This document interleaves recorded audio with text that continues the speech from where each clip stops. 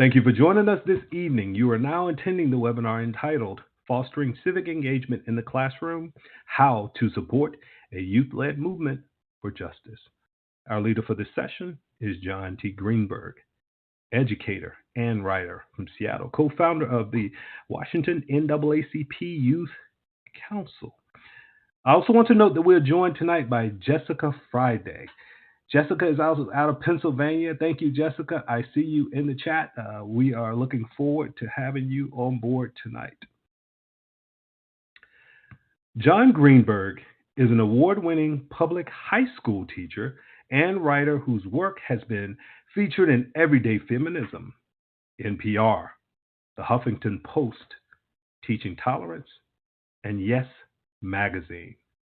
Creator and facilitator of the curriculum once named Citizenship and Social Justice, he has dedicated his career to social justice and civic engagement for over 20 years, including working to ensure ethics studies is taught throughout Seattle and beyond. He is co-founder of the NAACP Youth Council, uniting students across the Seattle area into one coalition for racial justice. To our network of teachers, both nationally and internationally, and without further ado, I present to you our scholar and leader for this session, John Greenberg. John, we're honored to have you with us tonight, and we look forward to hearing your talk. We are among teachers. We had over 1,000 plus registered for this webinar, and we're just looking forward to hearing that teacher voice. So we are all honored, and we look forward to hearing you, John. Oh my gosh, I'm so honored. Thank you, National Humanities Center, for inviting me to speak tonight, especially Raven and Mike, and thanks also to tonight's moderator, Jessica. Here is my website, Citizenship and Social Justice, as Mike mentioned. If you need to reach me or follow up, I do not update it regularly. For those history teachers out there, it's a great snapshot of what anti-racist resources were available like 2016, 17, but the contact me function still works. I am first and foremost a teacher, starting in Seattle Public Schools in 2001, but with the teaching experiences extending back into the mid-90s, as far east as Boston, Massachusetts, and as far south as Bogota, Colombia.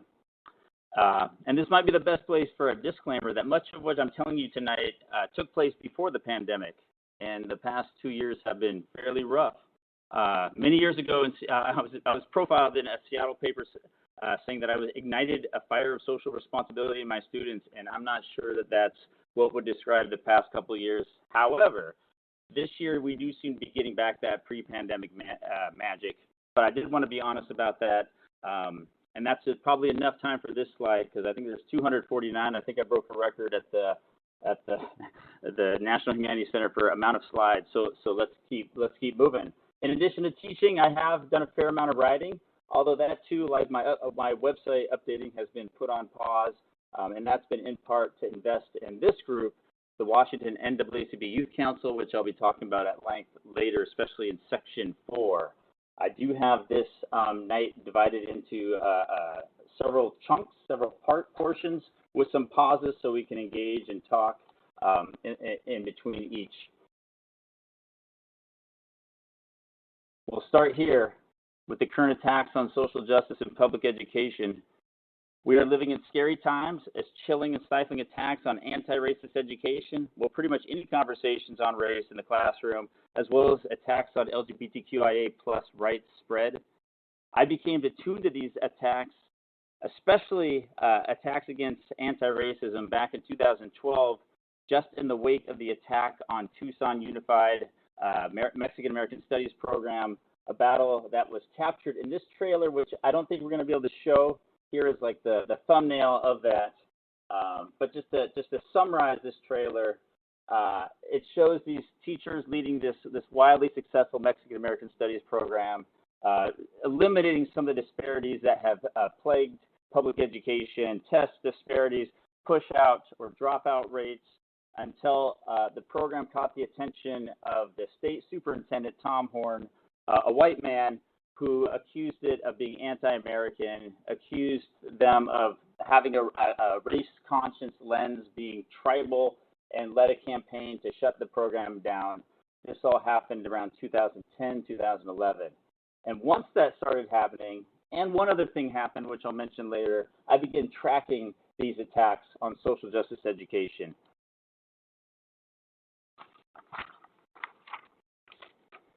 In fact, the next bunch of slides come from a previous presentation I had led where I've been compiling all this research into a presentation. And I'll blaze through these because I want to focus more on what's happening now. So I will flash a bunch of slides with some text, and I don't expect you to read all the text. I'll try to either summarize the text or read the pieces that are pertinent, but there's no need to be expected to read all this text coming your way as I give you take you on a tour of attacks on social justice education. But as I do this, I really encourage you to look for patterns as I go through these cases. Starting in 2013, white privilege lesson causes ire. They're teaching white guilt. They're dividing students. They're saying you've been oppressed and you're still being oppressed. And they shut that class down. 2013, this is at the college level. Shannon Gibney was leading discussions on structural racism that made 3 white students feel uncomfortable, so they filed a discrimination complaint, and she was initially reprimanded. Now, of course, a lot of these cases have conclusions that you're not hearing about, and I encourage you to check it out, especially what happened in Tucson. That case did reach a conclusion in 2017, but right now we're just talking about what the attacks were. 2014, Michigan teacher suspended for lessons on blackface. An administrator who sat in on Barron's lessons on segregation laws said he found the lesson plan offensive and racist. A lesson about racism, offensive and racist. The teacher was put on leave. 2015 in Seattle, and just so you know, if you didn't catch it, what Mike was saying, I'm coming to you from Seattle today. So West Coast, I know there's a lot of West Coast folks here, but this happened in Seattle. This is at a private school. A teacher posted his curriculum about physics and wrapping in lessons about white privilege into his physics class. He put them online, and the right wing caught wind, and then the backlash took place.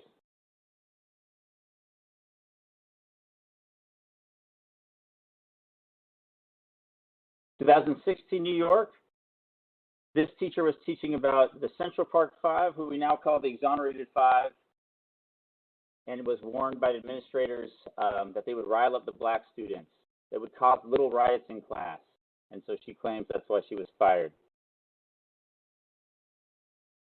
2016, Henrico County, Virginia, at a Black History Month celebration, they played this video that was basically describing racism with the metaphor of a track race, that some people get a head start, they get advantage, some people have to run on a track with holes and potholes and other barriers in this country, if we're being honest about racism.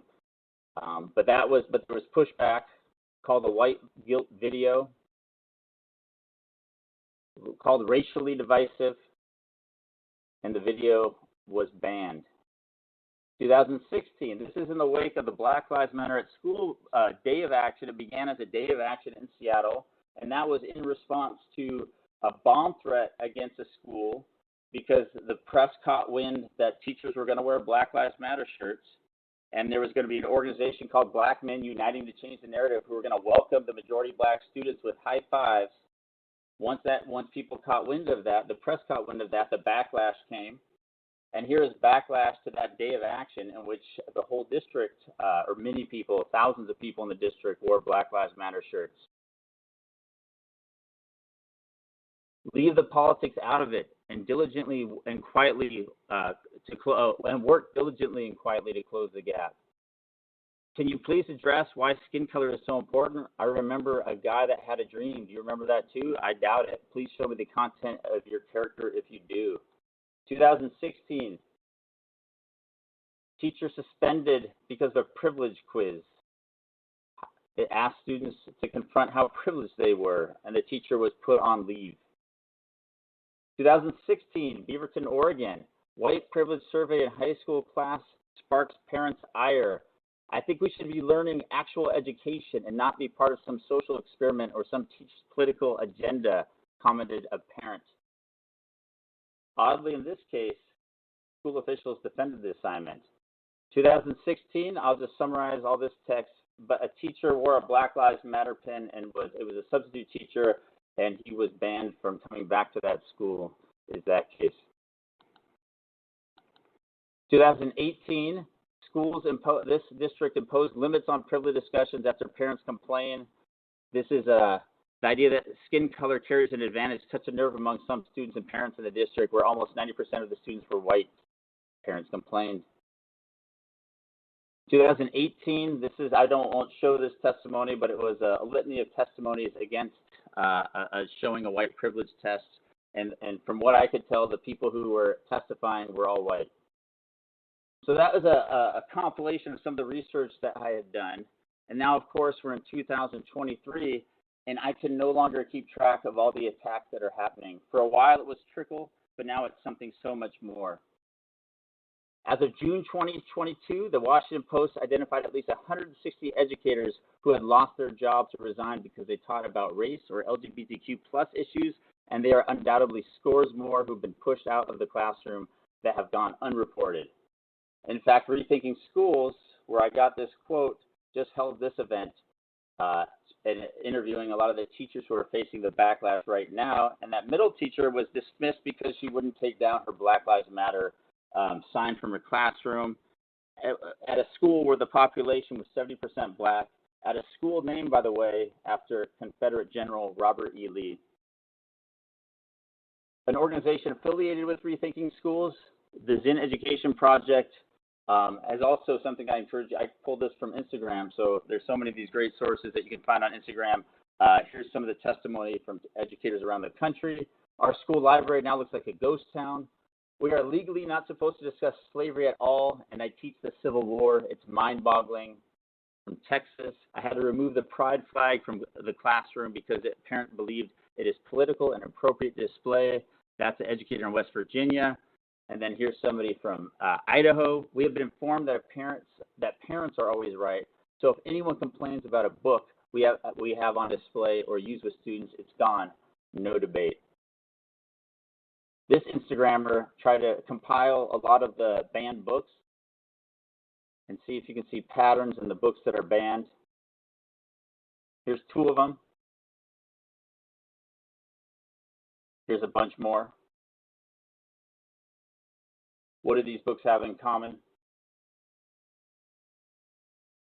Well, they might contribute to Black and brown people feeling good about themselves or seeing themselves in positions that they've been kept from by racist systems and people, which apparently is a threat.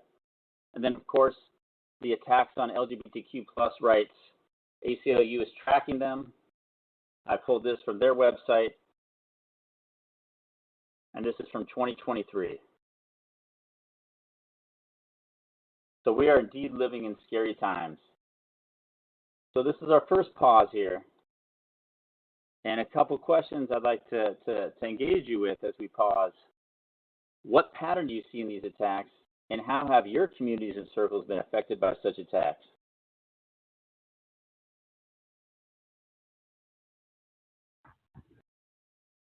So everyone, feel free to enter your answers into the audience chat.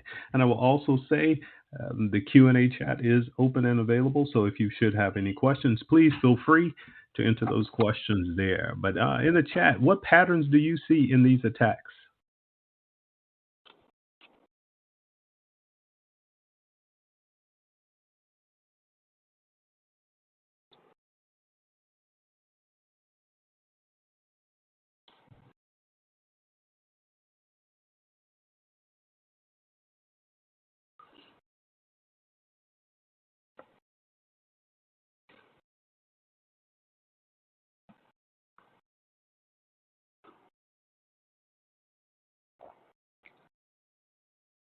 And I appreciate all the greetings and the questions.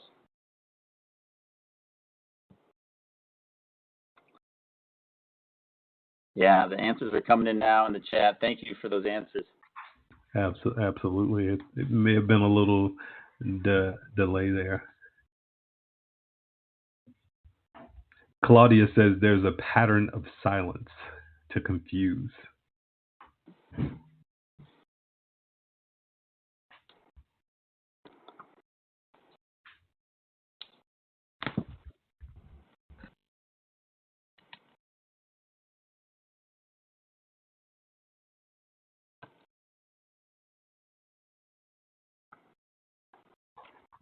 Yeah, thank you all for the responses. I'm reading through them myself right now. I've seen that a pattern in the attacks comes from fear of change. The privileged want to maintain the status quo so that their privilege is not disrupted. Whoever confronts. Okay. I see a part of that. Okay, good deal, John. Yeah, and I appreciate a lot of folks noting that it's often the parents and the white parents that are the ones leading the attacks. This is a talking about the power of the youth, and it's not the youth who are for the most part squelching these attacks.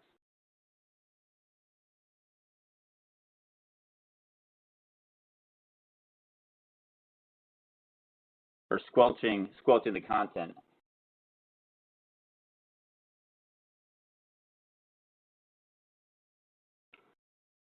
No, I appreciate, and I'm curious. A few people are mentioning what's happening in their areas, but if you've been affected, it would be great to know, especially as this seems to be a big community here, especially LAUSD is here in full force.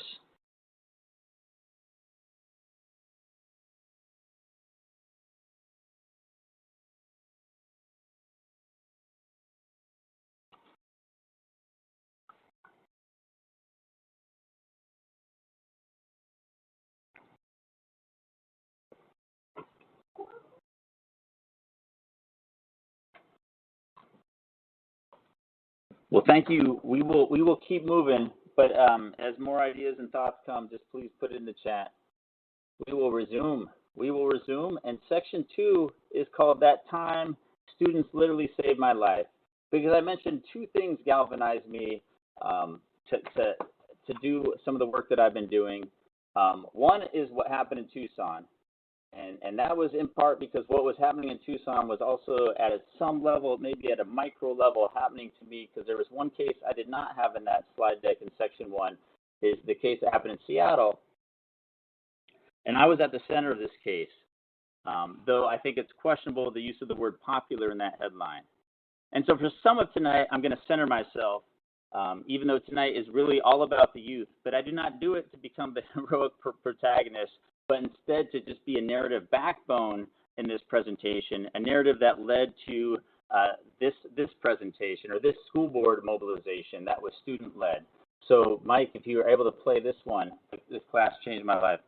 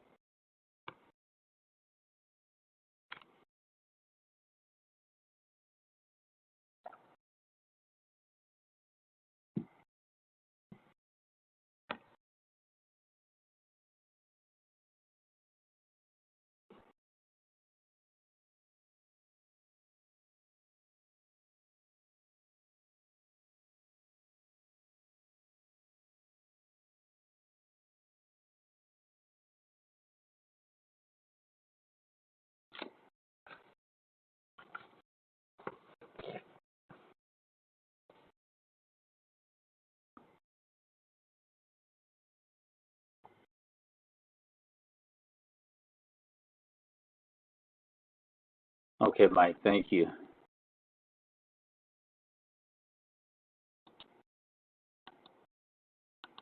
So what happened? What led to this? What led to this mobilization? Let me go back a little bit. So I teach in Seattle, as I mentioned, on the Seattle Center campus. If you've ever visited Seattle, it's likely you visited the Seattle Center. It was the site of the 62 World's Fair. And it's the home of my school, which is in Seattle Public Schools, which back when I started teaching in Seattle Public Schools in 2001, according to the Office of Superintendent of Public Instruction, served about 47,000 students, about 40% of whom were white. Now contrast that with my school, which opened in 2001, and you'll see it's 83% white. That disparity, that disproportionality of whiteness is part of the reason why our school was featured in Jonathan Kozol's Shame of the Nation about the resegregation in American public schools.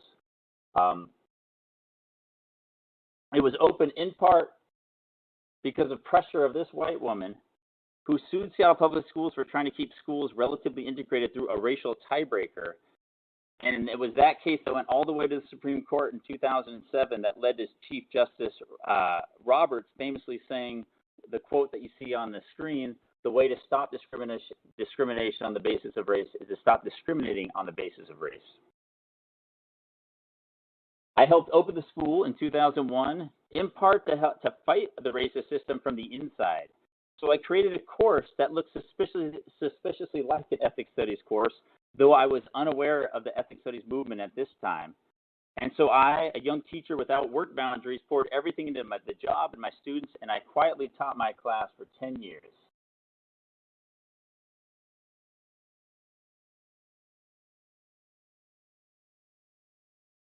And then in 2012, things changed. 2012 is the year that Seattle Public Schools passed a landmark racial equity policy. I think it was either the third or the fourth, I can never remember, one passed in the country at this time. And it was declaring its commitment to closing. Back then, the words were opportunity gap, right? Although interestingly, on a Mac, only on a Mac, not a PC, don't ask me why, but you could see the editing lines in the policy for several years after it was passed. And it actually seemed like a great metaphor for the district, writing the words racial equity, but not accepting the edit.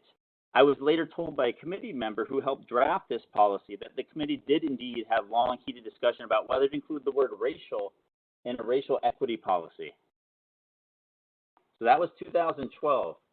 And that year, like many years, I would try to center the voices of folks of color at our disproportionately white school, brought in powerful guest speakers who were windows to my white students and mirrors for my students of color. Such experiences prompted one Black student to share his truth about racism and all the discrimination he had faced. This is an image of him from a student documentary about the case, but his sharing his experiences had us all in tears. And a short time after he shared his truth, I get an email. We are concerned that the classroom situation has become a very hostile, unsafe learning environment, not only for our own daughter, but all the students in the class, characterized by personal attacks, racial stigmatization, emotional outbursts, moral intimidation, dehumanization, social polarization, and authoritarian indoctrination. And you might hear some of those in those accusations that might echo some of what we just went over in compiling the cases from earlier and from section 1. So I ended up meeting with this family, obviously concerned for the well-being of the students. The family, the white family, I don't know if I need to say that, but it was a white family who wrote this email.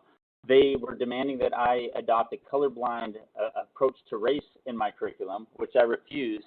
And so that meeting was followed by a complaint, 5 pages, single space, accusing me of a host of things. I put some of them in bold, allowing free and unlimited student expression, a personal racial prejudice, letting anger, fear, crying, shouting, and hostility dominate interactions, creating social divisions, confrontations, disharmony, creating a climate of fear. And here is their big coup de grace, and I'll read this to you. This is a screenshot from their complaint. We believe that Mr. Greenberg's actions in the classroom have been fomenting racial hatred and prejudice among his students, both other and self-directed. which he has characterized as a growth experience. This is manifested in numerous ways, causing significant discord among the students in his classes. On a broader level, we refer the district to genocidewatch.org, a global human rights NGO, which has described an 8-step process by which racial hatreds metastasize in Seattle. The events we've described in this complaint describe several of those steps being put into practice in an SPS classroom. So the genocide that was going to sweep public education began in this little privileged classroom at a small school in Seattle. So that complaint led to an investigation, and that investigation led to these results. Of course, I can't expect you to read that, so I'll just summarize, but it was signed by the superintendent himself, and I was found guilty of intimidating at least one student, creating an intimidating environment, and my course was ordered to be shut down immediately, or at least that curriculum was. So hence the headline. So I won't go through all the details of the ins and outs of the case, but you saw the public hearing to stop it. Students rallied at school board meetings. They also rallied the support of elected officials. I mentioned the school is a school of privilege. Well, one of the kids I taught, her parent was the Speaker of the House, Frank Chop, for the House of Representatives and the state legislature. So he mobilized this candidate, who had become and still a city council member in Seattle, students mobilized county council people, including an icon for racial justice, Larry Gossett, from the civil rights era. And the only support that this white family seemed to have in their campaign to end my class, well, the support came from the district, but it also came from Stormfront, which was, if you don't know, and hopefully a lot of people don't know this, but it's a white supremacist organization, and so they were lauding the decision to punish me. And ultimately, the district decided to transfer me to a middle school, which would effectively end the curriculum and also send a message across the district and possibly far, far beyond the district that teaching race was unsafe. So seniors mobilized. They kept mobilizing. They never gave up. And one senior submitted a fake speech for graduation because he would never have gotten the real speech approved. So I'll play that right now. So Mike, there's the Zach Meyer speech.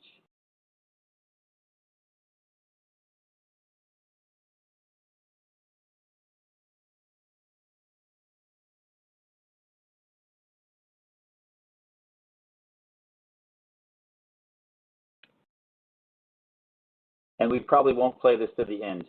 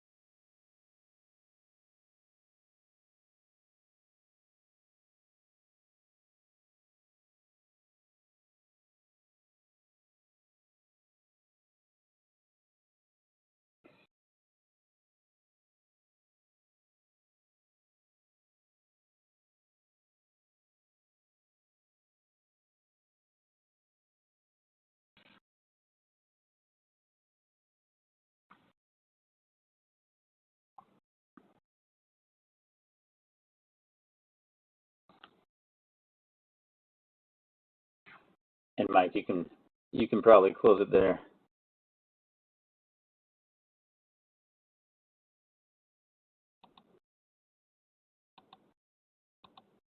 So they ended up with a chest plate with a G on it, which I'm told I don't have to say this, but my last name's Greenberg. I think there was a connection there.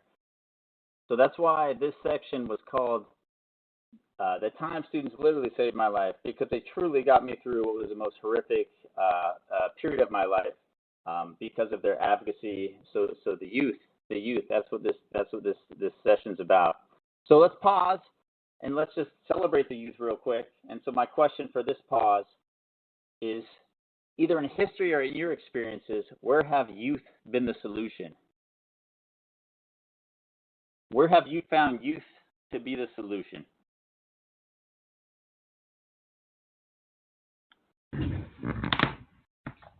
Thank you for sharing that, John. Really appreciate that. And again, everyone, please enter your responses in the chat. As I'm looking through, Amy typed in, diversity should be talked about in classroom because it is where students can experience diversity. I agree with you, Amy. Yaroslava mentions that they were glad that they were able to speak up. So again, everyone, either in history or in your experiences, where have youth been the solution? Children's March Birmingham from Teresa. East LA protests from Glora. Very good. Sandunya, everywhere, sit-ins, voting registration, school desegregation, walkouts. Look here in North Carolina, the home of the sit-ins out at the Woolworths at North Carolina Agriculture and Technical, North Carolina A&T State University, of course.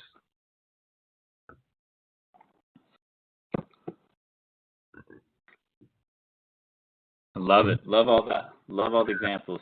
Absolutely.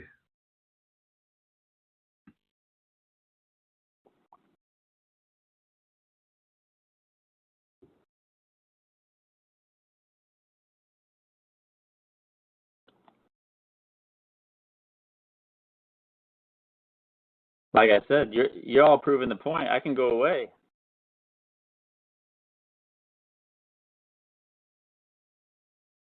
Yeah, I think I captured a couple of these in the coming slides, but just a few of them. I just quick brainstorm is like SNCC. I don't know if I've seen SNCC yet in there, but that was SNCC on leading the march on Selma, Edmund Pettus Bridge. Absolutely, and SNCC was founded in 1960, about 20 minutes from where the NHC is located in Raleigh, North Carolina. Oh my gosh. Yeah, yeah. That's amazing. Ella Baker, who was born in Norfolk and raised in a little small community in North Carolina. She was one of the leaders. So, good deal. Thank you for sharing that. Yeah, and just here a few more examples. I'm thinking of the Children's Crusade, which I did see in the chat. I'm thinking of the birth of the first ethics studies department in San Francisco State was a result of a student-led strike. Particularly the Third World Liberation Front, and I definitely saw this the East LA walkouts, blowouts. I saw that mentioned, lots of shout outs, and I just want to show you one more, just like an example of youth activism that literally brings me to tears. And so, Mike, there's one more video I wanted to. Well, it's not just. There's a couple more, but there's one I was hoping we could show now of the youth take over the Tucson Unified School District Board meeting. For those of you who have seen Precious Knowledge, this scene was not in that. Oh, I'm sorry. Go for it. I'm sorry.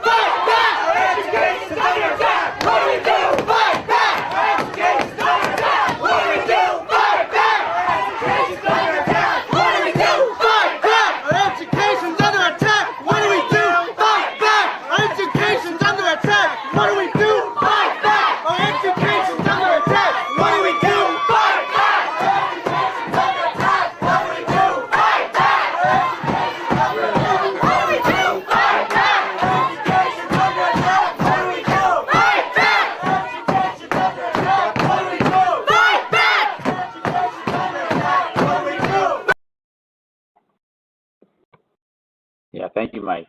So what happened there was how it worked was that the state was going to cut funding to Tucson Unified if they kept the Mexican American Studies program. So the school board actively had to stop the program through a vote.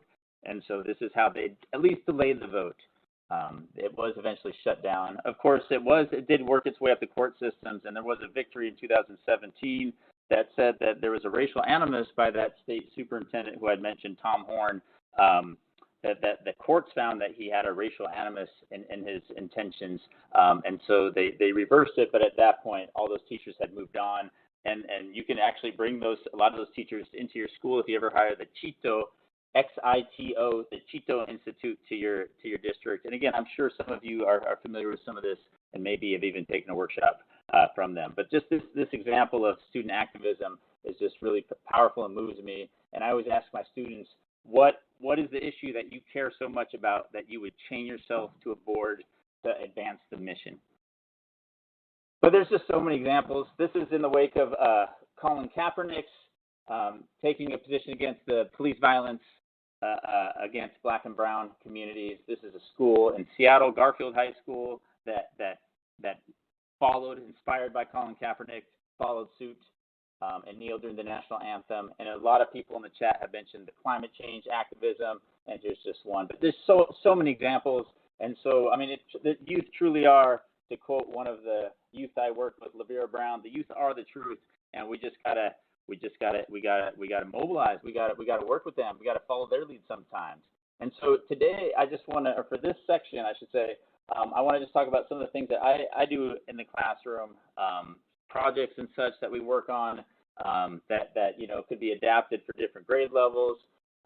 So just because what was really powerful about the last segment where I shared how students came to my defense is they were using the skills that we were teaching in the class for other issues, and they were able to apply it to something that ultimately ended up saving my life.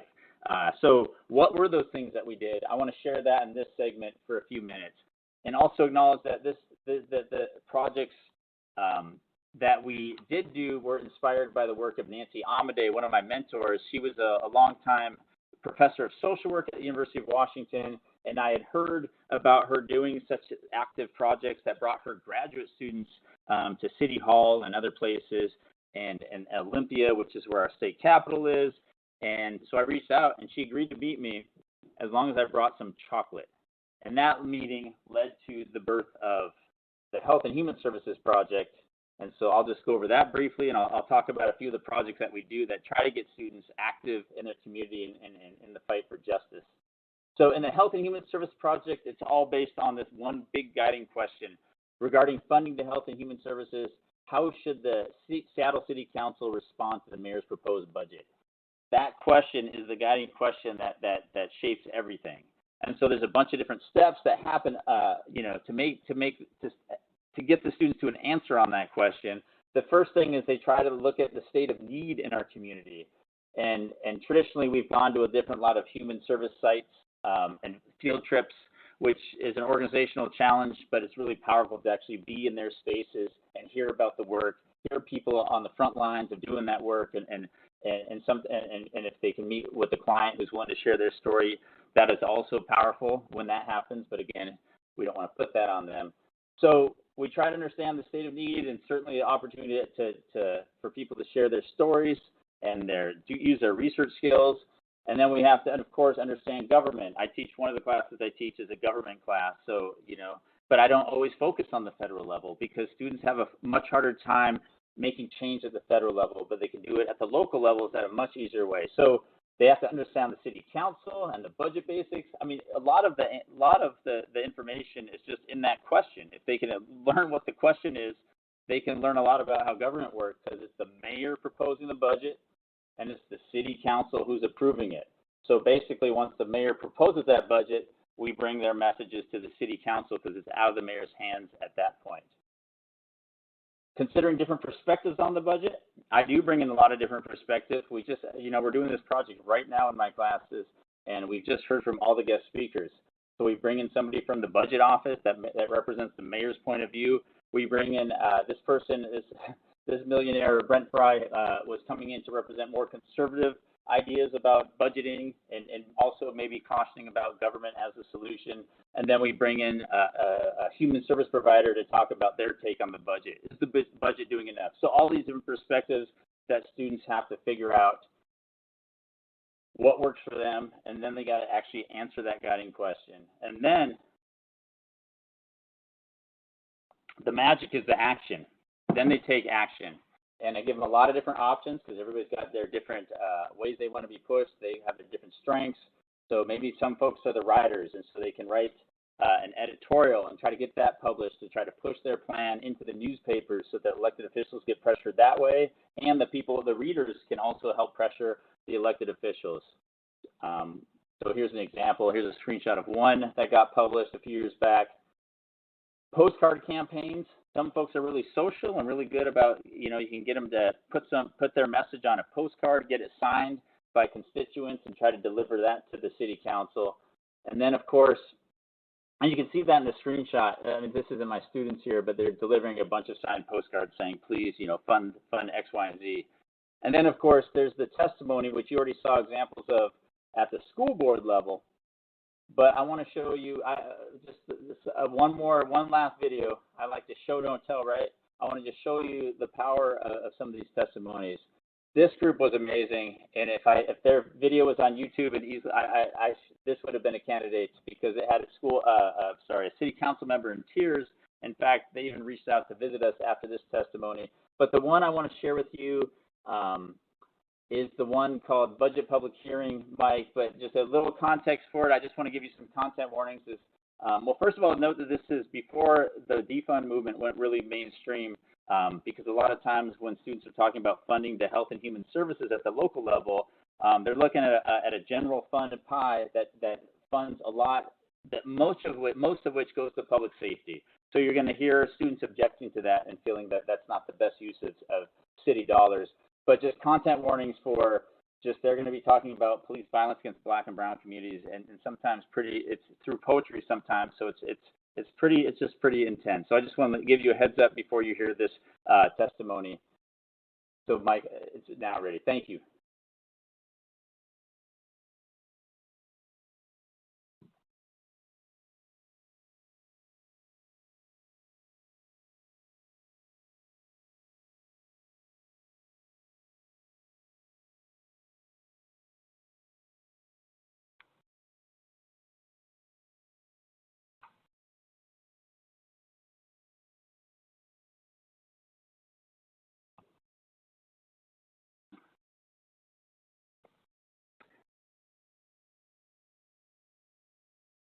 And Mike, I don't think this is all cute. Something's not right about this. I don't think this one's queued up at the right spot. Is it possible to play it and then jump through like halfway through? I thought I just. Yes. I'm so sorry. Oh, no worries. I am going to. Let's see if we can get us. Let's see if I can navigate through it. Okay, hold on here. I think it's about halfway through. And my apologies, everybody. Okay, yeah, we're going to work with it. Everyone, hang tight. We're going to see if we can advance through that. I don't know that we have an advance option with it, which is a little bit concerning, but let's see if we can advance through it.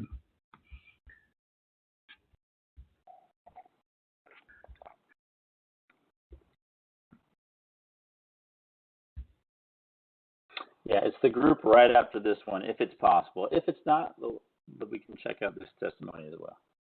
Yeah.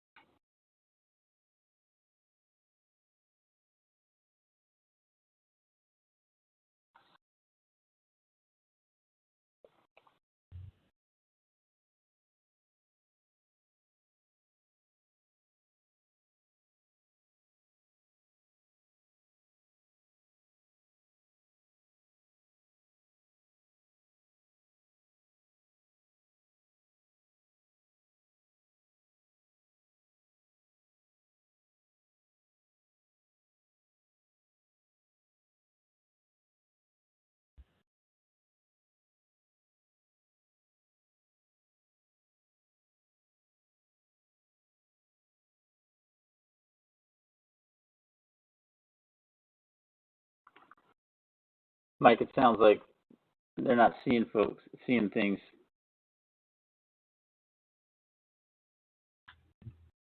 And that's okay, y'all. We just skip that section of it. But imagine just some very inspirational, powerful video. And I guess you've already seen that, but I just want to show you in a different context when it wasn't about fighting for like a race curriculum. Just that they were applying these skills in all sorts of contexts. So, oh, good. It sounds like some folks saw it. Oh, great. Okay. Well, one thing that was so I've not watched that one in a few years. It's usually the one after that I'm trying to show, which is just it was just such a powerful merging of students' creativity with poetry into testimony. Oh, I'm so glad. I'm sorry if it got cut off before it was over. I could see from the audience nodding in the crowd that something good was happening. But what was interesting about that group, and this is all like televised, so once they're once they're speaking, it's public record here, so which is why I can show it to you. So I'm not violating their privacy. But a lot of those students were not real big talkers in class, and yet cared so much about some of the issues we were talking about that they really pushed themselves out of their comfort zone to fight for something that they believed in. So again, these were the skills that they were already learning in the class, when that one story I was telling you earlier happened. So that's just one of the projects that we do. Another one, I don't have a fancy name for it, but at the state level, we also do advocacy because, again, a lot of times government teachers are mostly teaching about like federal government, where we probably have the least ability to make, change, even if it's really necessary to still talk to our federal elected officials. But state is probably an area where we can make more change. And so for the state government project, we follow these steps. They try to basically take a position on a bill and either try to get them to pass it. And I do realize that word kill is maybe not the best word. Maybe a vote against would be a way I might say it in 2023. But to do this project, they have to learn the basics of state government. They have to find like how they can find bills that they care about, whether they're going through the government websites or they're reading the news. Then they got to take a position on the bill. And then for this project, we have them make a fact sheet, and then we go down to Olympia. Now there's been virtual, since the pandemic, there are more virtual options to do this. And so during at the height of the pandemic, we were doing this virtually and having the legislators pop into like virtual meetings with their constituents. But we're back as of last year, going back to Olympia. And so this is not from last year, but just some shots of students trying to meet with their legislators, and sometimes you'll see them with their fact sheets in the folders. If you see any folders there, or somebody's holding fact sheets, they're trying to push what they believe in through that method. And so, yeah, here's a legislator meeting with their group. This is a fairly big legislative district, so of course they have to learn about legislative districts to be in this group. And every once in a while, there'll be a student who's a lone person in their district. And we'll still meet with the student with their legislators, and it's still pretty amazing. And students, their advocacy through some of these projects have garnered a fair amount of press coverage over the years. So singing out at the budget becomes the headline. One paper decided to profile the students just because they were so not used to students being their brilliant selves. Sometimes on the radio, sometimes in the newspaper, and even when students aren't the focal point of the headline, their students make their voices heard through the images. Yeah, here's one where a student was giving a testimony to the guitar, and there's that one city council member who showed support when she was trying to get elected back in 2012. And then here's some news coverage of one more project I'll tell you about, which is something that everybody could probably adapt at some level in their classrooms. We call them center projects, kind of because they were used to be kind of more known as senior projects, but they span a lot of the year, and basically students get to choose the issue that they want to focus on, and then they research it, make something first semester of it, and so that they either make a lesson and teach their peers about it, and also turn it into a piece of writing, and then they take action second semester. So they make, instead of just being forced to make a lesson or make a piece of writing, they can do whatever they want. Maybe they're into video. And this one student did this amazing video essay. Maybe they're into podcasts. Maybe they're into music. This student's song about his brother who was autistic got news coverage. And so he's able to get out awareness about autism through his song. A lot of students choose to make lesson plans, and some of them might even want to become teachers, and a lot of them have become teachers. Children's books, poetry, photography. This student did a whole photography series about being multiracial and found a multiracial website to post it. So all sorts of great work, and it all culminates in this big event that you see a picture of in this article where they share their work with the broader community. We call it Senior Celebration. And also one thing I just want to highlight about these projects and about some of this amazing work is a lot of this is in an AP class. And so when I think ethnic studies, I usually don't think College Board, but it is possible for some of those College Board classes that are skills-based, like AP Language and Composition. You do have the time and sometimes to be able to build in these great projects because it's about the skills. And in this project I described, I mean, they have to think really carefully about their target audience. They have to think really about what evidence they're going to use that's really going to impact, what genre, what are they going to make to really impact that audience. And so they can find real world examples to use it like you saw here. And so we'll pause there. And my question for you, since I've just shown you all these government projects, is what pushback would you anticipate if educators involve their students in government projects?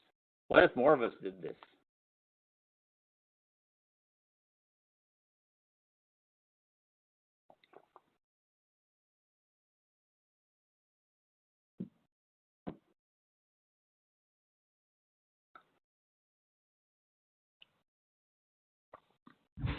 And John, as I'm reading through the chat, I see everyone is especially complimentary and congratulatory on the work that you're doing. Claudia says you're doing such an awesome job with your students.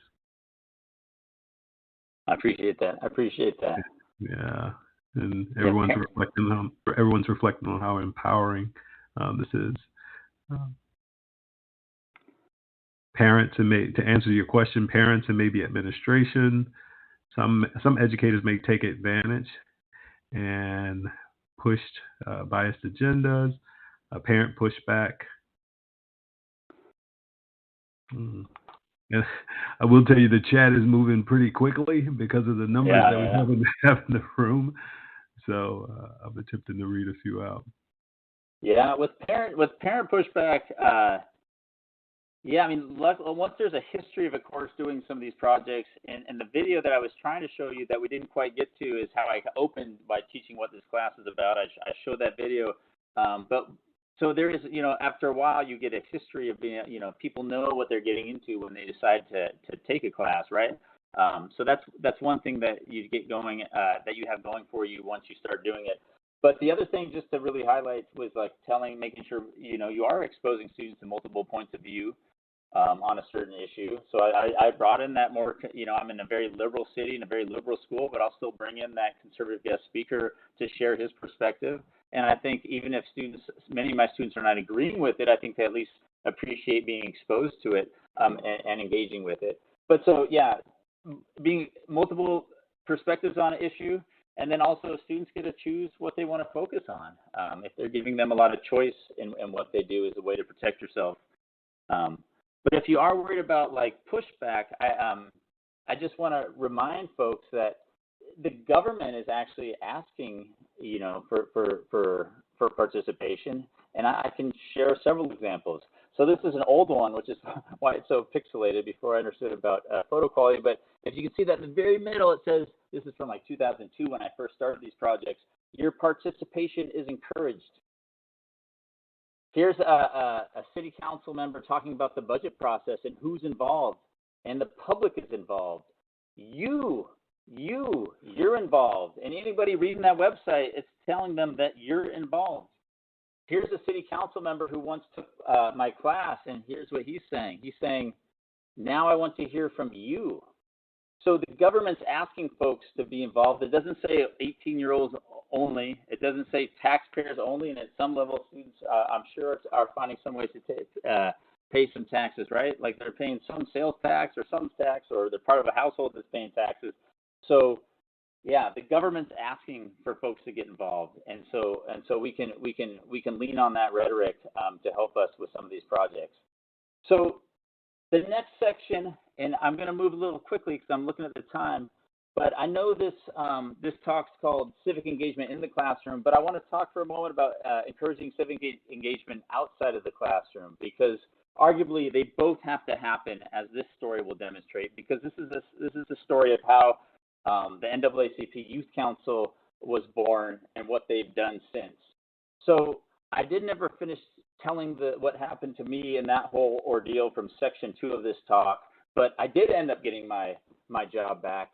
I did end up getting back into the classroom, where I was transferred for a year, and it was through arbitration that I got back. But I can say it was through arbitration that I got back, but it was really the youth who got me through that, so I could come back. But then once we were back, it was about how to keep pushing to make sure this would never happen again. And so I was also galvanized by what happened in Tucson, and what happened in Tucson showed me that there was a bigger movement for racial justice called ethnic studies that we could all become part of. So I joined this committee that led to this racial equity policy I mentioned. And through this committee, which advised the superintendent, we recommended ethnic studies. And do you know what we heard back from the superintendent? It was crickets. Nothing. So working from the inside to get ethnic studies did not work. Working through the proper channels did not work. And so we had to do something else. So we partnered with the Seattle-King County NAACP. That picture there is Rita Green. We formed a team of educators and community members who were going to fight for ethnic studies. We wrote a resolution calling on the district to have ethnic studies, garnered support, held a press conference, mobilized at school board meetings, got some good press, and in a matter of months, we had the district commit to ethnic studies. And I don't expect you to read all this, but this is a school board resolution that called upon the superintendent, who the school board hires, to develop a plan of implementation for ethnic studies. But what was interesting about that whole fight to get ethnic studies in Seattle is we were hoping the youth would show up. And you know what we heard from the youth? Not a lot. They didn't know about ethnic studies. Ethnic studies was not being taught. And so we realized that we had to do more to get the youth involved in this fight, hence the formation of the Washington NAACP Youth Council. Now, I know some of you did some of those readings as part of this, but one of the readings that I put out there was how to start a racial justice club.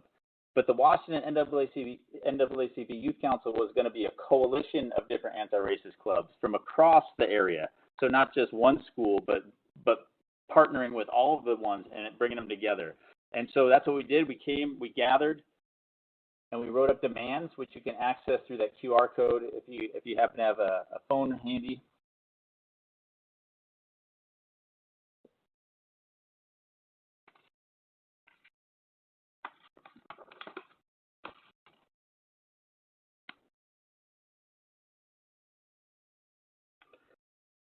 And so we launched the year after we had launched the Ethnic Studies Resolution press conference on MLK Day.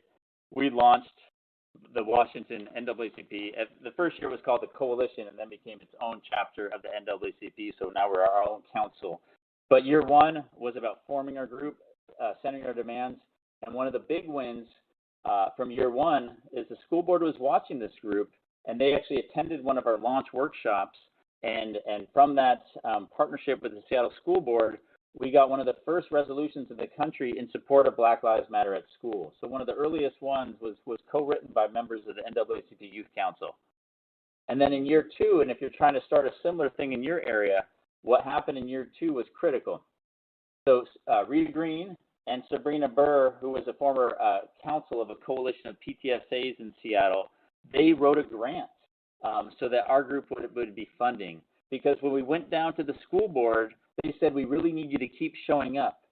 which was an inequitable response because we're trying to fight for racial justice about like how public education is negatively impacting youth of color, and their response is to say youth of color need to keep showing up. And so that wasn't right. And so Rita Green and Sabrina Burr got us funded. And so we got us funded by a grant from King County, and so that we could pay youth for their advocacy. So they no longer would just have to, volunteer their time, but they could actually be compensated. And that was a game changer for our group. And we've had a huge impact since, invited to many different workshops. The bottom picture here is admins in training, hearing from the NAACP Youth Council, because oftentimes it's admin who are the biggest barrier to racial justice, right? And so here's us trying to train them to be, advocates for racial justice. So we're at all sorts of events at which we often get very positive feedback on their work. Ethnic studies has been one of our biggest demands to actually implement it. So the district supported ethnic studies, but now they had to get classes. So this group has been a big a face of ethnic studies in the area. Black Lives Matter at School began in Seattle and became a national movement. And so we need to make sure the district keeps supporting Black Lives Matter at School. And so we're often at the press conference for that week of action that happens in February, which, the Black Lives Matter at School has a website, and they, is a great resource for educators out there. If you're not aware of that, or if your district and school is not supporting that, I really encourage you to check out Black Lives Matter at School.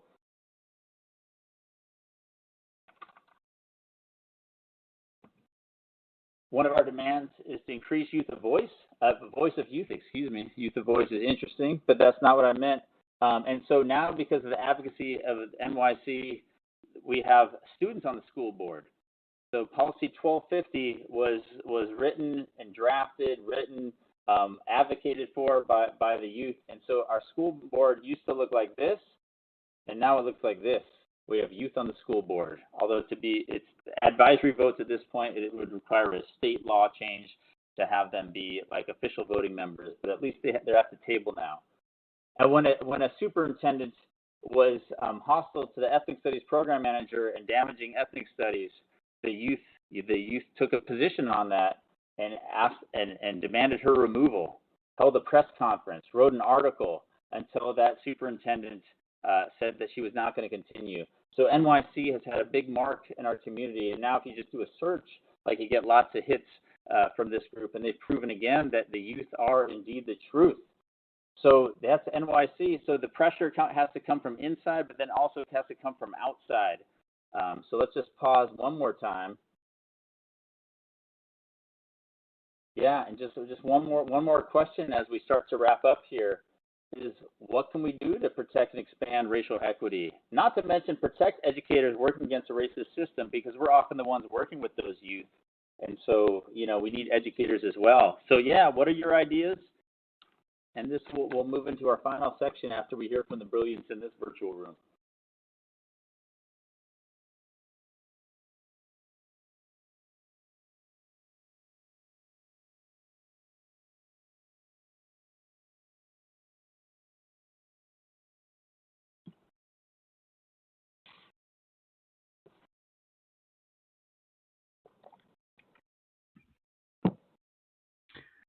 And I'll chime in here with a few of the comments. Thank you, Hope. Hope says, we can follow your lead. What an impact you have had on your students and the community. Elizabeth, I agree. I think having our students be more involved in our school function events and other activities allow them to be open to use their words and express what they believe in. It also increases student involvement. I agree with you, Elizabeth. Thank you for that response. And Matthew says, listen to everyone's voices. Words matter. Lillian.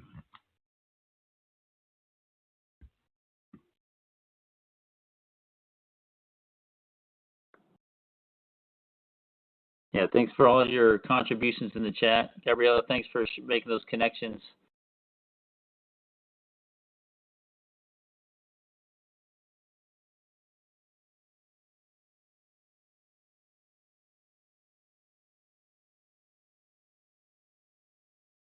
Yeah, it does feel like we're going backwards, but the thing is, if we're all doing this, they can't get us all, right? I mean, that is the story of Black Lives Matter, which I'll tell in the next section. But like, so what happened with that was one school was wearing Black Lives Matter shirts, and there was that organization, Black Men United to Change the Narrative, who were greeting the kids coming to school with high fives. And when news of that one school came out, there was all this right-wing backlash. But so how we responded to that is like, we all wore shirts. They can't get us all, right? So if we're all doing some of this, and pushing the envelope, they can't get us all, right?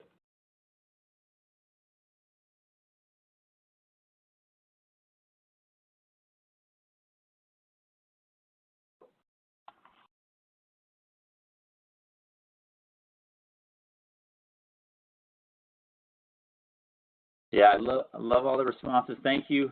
We'll start wrapping up, and I'll just share a few more ideas of how we can keep pushing and the envelope and protecting and expanding ethnic studies. So this will be the last section, but it will be a rapid one, and then we just open up for whatever you want to share. So I have this list of just possible ideas, but I do really think it starts in the classroom. So NYC has done amazing work outside the class, but within the class, like that community you build can just create that safety and create that solidarity. So when something goes down, there's a whole group of folks together. Parents also, like, you build that classroom community that will spill over into your relationship with the parents and guardians. Although I will say, like, I think people have mentioned in the chat, the admin can be a barrier. So getting the support of your admin is critical, but that's not always possible, but it's helpful if you have it. I've had a principal, this is a story about the principal who was part of that whole mess that I was in. Things have happened since, but with a good principal, like it doesn't spiral like it did with this one. And so we need to make sure we're getting good principals and not just principals who are what's the word I'm looking for? Yes people, right? Who are folks who are just going to fall in line with the districts. Align curriculum with standards is always a safe thing to do. This next idea, I hope you get mad at me for putting it because I don't like it, but it's simply a protective measure for a lot of us. Inform families of content and offer alternatives.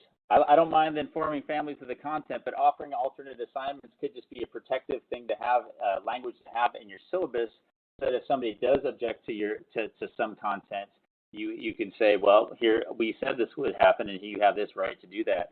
I don't like that idea, but it's just something that can be a protective thing, and I don't see students almost ever using it, but it's just a protective thing, just to make sure you're able to teach some of these groundbreaking texts that you're probably teaching with. Collecting evidence of positive impact of equity-centered curricula, like I think that really matters to make sure when good stuff's happening, you're being loud about it and making sure folks know about it. There's all sorts of books that you can focus on now. I mean, there's a whole book on ethnic studies. There's, of course, Teaching for Black Lives that came out a few years ago. So there's all these resources to make sure we're being, social justice focused now that there weren't just a few years ago. So lots of ideas out there, lots of great resources out there. Knowing your rights, your CBA rights, and documenting when stuff goes down is really important. Just a little short story about that is, so some teachers, after I was transferred, forced out of the school that I helped found, some teachers kept the battle going, and the principal filed a complaint against them alleging intimidation. And so there was going to be an investigation on 3 teachers who were keeping the fight going, right? But our contract says they need to know the nature, before an investigation can begin, they need to know the nature of the allegations. And the principal would not divulge what the nature of her complaint was. And so they didn't have the interview, and that stalled her tactics of trying to shut down organizing, because this one teacher knew her collective bargaining rights so well. So that's always useful. The union is not something that I've talked a lot about, but tonight, but the union can be a really powerful force against a district that's not doing the right thing. And in fact, for Black Lives Matter at school, when teachers were threatened because they were going to wear Black Lives Matter shirts, they didn't initially go to the Seattle Educators Union. They went to like a caucus of the union called Social Equity Educators, And it was all the organizing for Black Lives Matter did not happen through the union, but happened from this kind of unofficial caucus of the union. So there's a lot of like-minded, powerful organizing folks in your district, I'm sure, and trying to find those and build those partnerships, even if you are like a smaller part of the union that's pressuring union leadership. But but what happened, I guess this is not as revolutionary anymore, but in 2017 or 16, when this happened, that was a big deal. That was a big deal. And of course, this was right before the election of Trump that this happened. Pressure district state to cement racial equity policy and racial equity in policy or legislation. And so this policy has been critical in a lot of racial equity work that gets done. They often ignore it, and it's not going to be the end all, but to have it in writing, especially if you're dealing with that angry parent, if an angry parent doesn't want ethnic studies, but your school board has passed an ethnic studies resolution, you could say, sorry, these are my bosses, and they're saying yes to ethnic studies. Sorry, they're saying yes to racial equity based on policy 0030, ensuring educational racial equity. So getting stuff in policy really matters. I might have mentioned when I was talking about NAACP Youth Council that there was a point where they were opposed to the superintendent. Well, so this shows the power of getting racial equity in writing. So her previous superintendent had his goal incorporate ethnic studies. So he was being evaluated by the school board based on his ability to incorporate ethnic studies, right? When there was a changeover of superintendents, that goal was lost, and there was nothing codifying ethnic studies. And so without that, it was easier for ethnic studies to be deprioritized because she was not evaluated based on her success with ethnic studies. And so that needed to change, and getting that language in writing can be useful in advancing ethnic studies. And then, of course, just trying to push for ethnic studies. It sounds like that's a lot of that is happening based on what I'm seeing from the chat, and it sounds like a lot of folks are doing it without pushback. That's great, but there's just, for those of you who do not have ethnic studies, I mean, there's just a wealth of research that says ethnic studies benefits all students, even white students. And so if we're all pushing for ethnic studies, they can't get us all, and we're all needed now more than ever, perhaps, given all the attacks on social justice education. So I'm glad we were able to spend some time together tonight. And that's the final pause. Is just, anything else? So we can stick around for a few minutes, and if anybody else has anything they want to share. There was somebody who did ask a question about students of color expressing dislike of white people in one of the questions, and I just would highlight, just really trying to understand what those students' experiences are that leads to that, because it's probably learned, and it'd be really powerful to be, if you are a white educator, to show that that there are white people who will be willing to put themselves in the line of fire to fight racism, and maybe those students of color haven't seen enough white people do that, and therefore have not built that trust. But any final thoughts or questions that you want to share in these final moments? John, thank you so much. And again, if you should have any questions, we have maybe about 3 minutes left. Please put it in there, put the questions down there. John, I'd be interested to hear more about community partnerships as well. I see, within the school, among your teachers, definitely reaching out to the parents as well. I was wondering if there were any particular community-based organizations that you find yourself continuously working with. I commend you on the work and getting the NAACP student board together. And but are there any other organizations, community-based organizations that you're working directly with out there? Well, yeah, I mean, so now I'm part of the NAACP, so it's hard for me to say, so that is me now. But before I wasn't, and how we got the district to support ethnic studies is through that partnership with the NAACP. And so, and once we had that partnership, then we were able to partner with so many more organizations. It was kind of like a foot in the door. So all sorts of social justice minded organizations were willing to sign up once they had the endorsement of a very credible, well-known organization like the NAACP. So, yeah, I mean, I just feel like for every for every group that's oppressed, there's an organization fighting for their rights. And so to try to like bridge those, have those groups come together can be really powerful.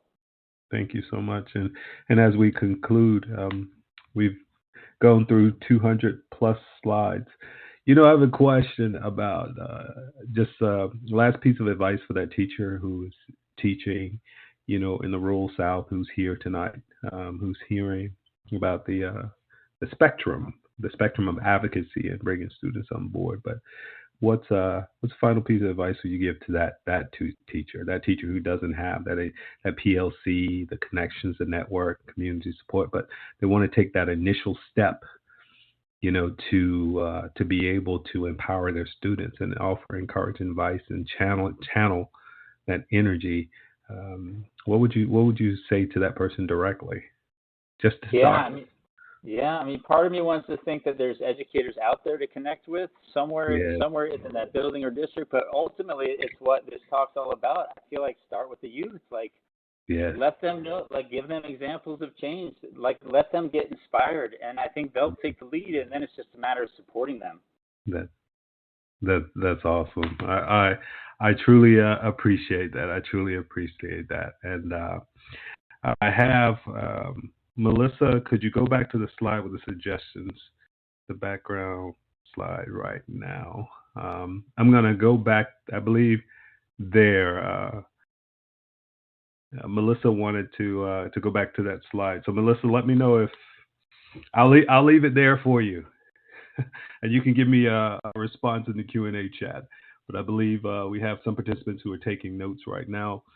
But again, thank you all so much for being here this evening. I frequently talk about just how fortunate we are to have this time with you. And, special thanks to John for taking his evening. The reality is he's busy. He has students. He has lesson plans.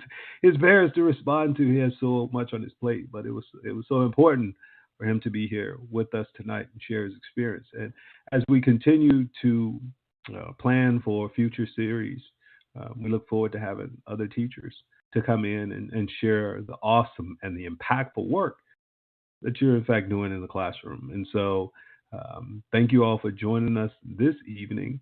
And I encourage you to keep up with all that's going on at the National Humanities Center via our various social media feeds.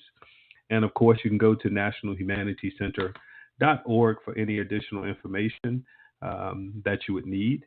And please know that I am always a resource. So if you ever have any questions, please feel free to reach out to me directly. And also, online course registration opens tomorrow at noon. So noon Eastern Time, 9 a.m. On the West. Really quickly, as I mentioned earlier, November 7th, we have The Roots of the Black Working Class with Dr. Blair L.M. Kelly, who is one of our former fellows and someone who we consider to be a friend of education programs as well as the center, but she has participated in our institutes and she's assisted us with some of the work that we're doing. So I invite you all to check her out again on November 7th. And I wish you all a happy or productive week, and just continue to inspire those kids and do that great work that you all are doing. We really appreciate you, and just know that you all are valued. And again, thank you, John. I will be in touch. Thanks, everybody. Have such a wonderful night. Thank you, Mike. All right.